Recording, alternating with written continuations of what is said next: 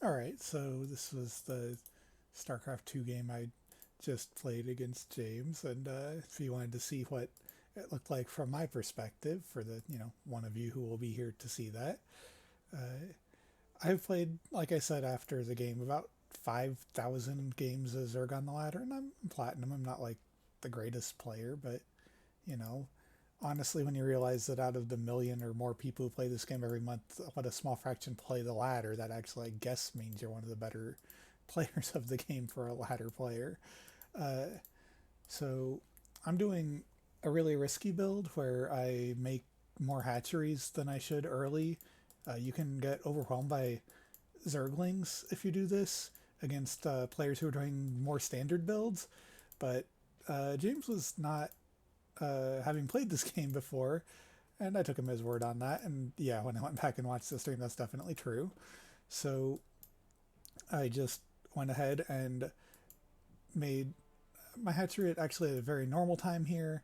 What you want to normally do after this is, you make an overlord, you make a hatchery, and then you're going to make a spawning pool and a gas so you can have zerglings because you need to defend possible early aggression from your opponent with zerglings. This is one of the easiest matchups to die almost instantly in because the early game can get really, really hectic. That doesn't happen here, obviously, since when I get to my opponent's side of the map here in a bit, I'll see there's not even a spawning pool, which definitely, if you're playing on the ladder, that's not going to happen. If you're a platinum player, you'll have, your opponent will have made something by then. Like, see, he doesn't even know how the guys work. Zerg, your workers turn into your buildings, so you have to build a gas extract, turn one of them into the extractor to make the gas, you turn one of them into a spawning pool, turn them into every one of your buildings. So the spawning pool finishes, you can then make queens, which are used to make larvae spawn from your hatcheries faster. They can also have an ability that spreads more creep, which gives you vision as Zerg. Also makes your ground units move faster. So see, I've already made a third hatchery. In a normal game, like on the ladder, you're gonna die if you do this and your opponent sees it. Or even, they'll be here, they'll be like, there's no defenses, great, make 20 Zerglings, you die. That'll be the end of the game. So, how did I start? Yeah, I started the Zergling speed, which, see, like, I get over here and, like, oh, how do I even get over there? Oh, yeah. I'm like, hey, there's not even a spawning pool, there's not gas, there's not anything. So, just, oh, yeah, I see, my opponent's new. That's okay. Like, everyone plays the game for the first time at some point. So I did an advanced thing here. I took some of the workers off of gas to get more minerals so that I can then make more buildings, because I'm going to now make a roach warren, which is like the next step in the tech tree. When I start making more buildings, I'm also going to have some evolution chambers, which make the upgrades for the attack and defense for your ground units. You at least figured out, yeah, I got to make an expansion. That's actually good. A lot of new players don't do that, so it's actually super good. Finally got the spawning pool down 3.5 minutes into the game. There could be 30 Zerglings in your base already. So see, I started a Roach Warren, which is like a tier 1.5 unit. You can make it, it's the next thing you can make after you have your spawning pool. Then they can morph. So they're a ground unit that does ground to ground attacks, and they can morph into a big unit called a Ravager, which is a siege unit. It also does ground to ground attacks, but has a special ability, a corrosive bile that it can fire that hits both air and ground. It's a lot like a spell, but it's not actually a spell. Like, it doesn't use mana, it's just on a cooldown. Because there are creatures or units in this game that do use mana, like the queens here. They have this purple bar under their other purple bar that's the mana. So the purple bar is just because I'm purple Zerg. You can make that be green if you want to, but I have it set to be the color of my units. So, but the mana bar is always purple under there for units that have those. Queens, like I said, they have the creep tomb or the spawn larva. Oh, they can also transfuse, where they give units or buildings health back. So sometimes in big fights, they're used for sustainability. You can only do that one when you're on creep, though. You used to be able to do that ability off creep, and it made them actually really powerful for pushing, and that's not really their intended use. Their intended use is, an early game unit to survive things, to help you get more larvae, to help you get vision with the creep tumors, which, as these sit here, every certain, it's 11 seconds now? They've changed that pretty recently. It used to be shorter. Every 11 seconds you can actually spread these to new places, and then it'll keep spreading your vision and keep spreading the creep that makes your ground units faster as long as they're on it. Zerg versus Zerg can be weird because your opponent's creep helps you too. So like when my Zerglings here run onto my opponent's creep, they go faster. You still want it in the mirror matchup because it still is good for you to attack and retreat with, but it's less good than it is, and it's also, you really want the vision is the biggest thing in this matchup. Vision is so important. I mean, that's true in every matchup, but especially in Zerg versus Zerg, the units are so fast they can run right by you, and the sooner you can see that coming, the better it is for you.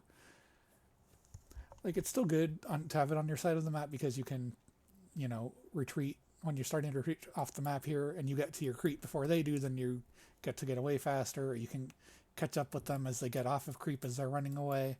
So you still want it, but it's maybe not as good as it is against Terran or Protoss, where it's just only ever an advantage to you and doesn't do anything for your opponent. Like, their units aren't getting the speed buff on it the way your opponent's Zerg creatures are. I keep saying creatures, that's a magic word. Units is the word in Starcraft.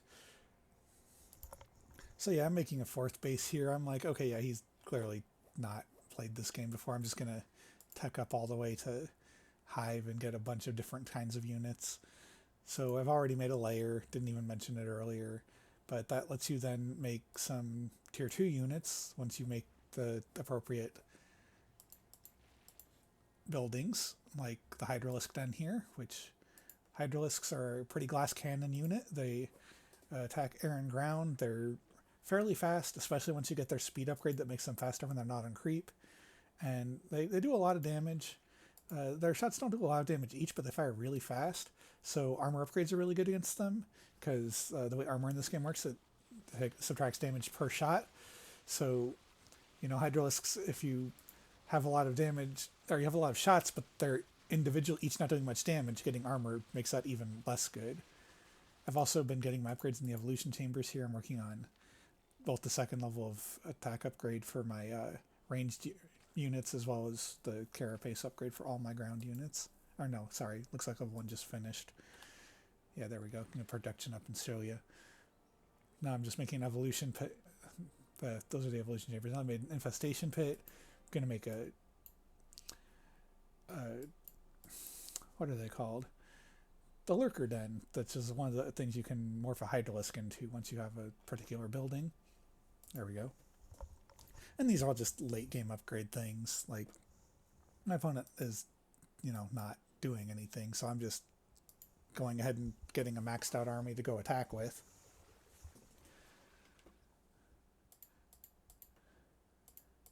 The good thing with the Hydralisks is they attack both air and ground, where everything else in this army right now only attacks ground. No, the Queens can attack air as well, but they're very slow off creep. It's hard to get them anywhere. And like I said, a lot of their abilities basically don't work when they're not on creep.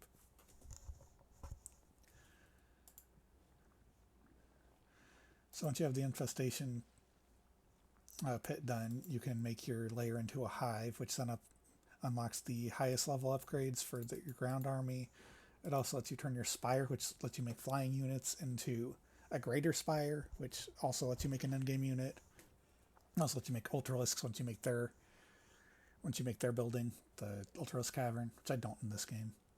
I only started making a spire when I started the hive. That's actually pretty common for Zerg. If you don't make an early spire, you make it really late when you start your hive, because you can actually sync them up so that you can turn your spire into a greater spire as soon as the hive finishes, and that way you can make the Brood Lord, which is an endgame flying unit. But I end up just attacking with a bunch of mid-game units because that's what I've got, and it doesn't matter. I'm going to max out on them.